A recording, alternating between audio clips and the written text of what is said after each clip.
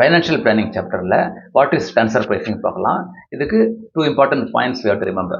First, it is a transaction between 2 companies of the same group. Okay. Second, the 2 companies may be having different tax rates and most likely different countries. Okay.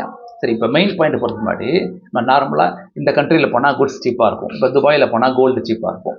சிங்கப்பூரில் வந்து electronic goods சீப்பாக இருக்கும் சொல்லுவோம். இப்போ Singapore எடுத்துக்கலாம், iPhone எடுத்துக்கலாம். இப்போ அங்கே ஐஃபோன் $1000 வச்சுக்கோங்க, 50,000 rupees ஈக்குவலண்ட் கரன்சி ரேட்டை மாற்றினா. இப்போ சென்னையில் ஒரு ஐஃபோன் மேனுஃபேக்சர் கம்பெனி இருக்குது. ஓகே, இங்கே 80,000 rupees விற்க முடியாது அவங்களால. இப்போ அவங்களுக்கு ஒரு பிரான்ச் இருக்குது சிங்கப்பூரில். ஓகே, அவங்க என்ன ப்ரைஸுக்கு விற்கணும், அந்த ப்ரைஸுக்கு விற்கிறாங்களா, that is call transfer pricing. சரி, இப்போ இதை எப்படி நம்ம டிசைட் பண்ணுறதுன்னா, சிங்கப்பூரில் இருக்கிற இன்னொரு trading company, okay, not related to these 2 companies, அவங்க ஆர்டரை பிளேஸ் பண்ணால் நீங்கள் என்ன ப்ரைஸுக்கு விற்பீங்களோ அந்த ப்ரைஸ் ஈக்குவலண்ட் இருக்கும் அவங்க, அதாவது உங்களுடைய சிங்கப்பூர் பிரான்ச்சுக்கு. So let us say you are selling at 55,000 60,000 rupees. அப்போ அந்த க்ளோசஸ்ட் ப்ரைஸ் விற்றீங்கன்னா that is call arms length. Arms லென்த்னா அதாவது எந்த கஸ்டமர் இருந்தாலும் நீங்கள் ஒரே மாதிரி விற்கிறீங்களா, that is call arms length. So இதில் வந்து 2 important conditions you can satisfy. First, the pricing is transparent.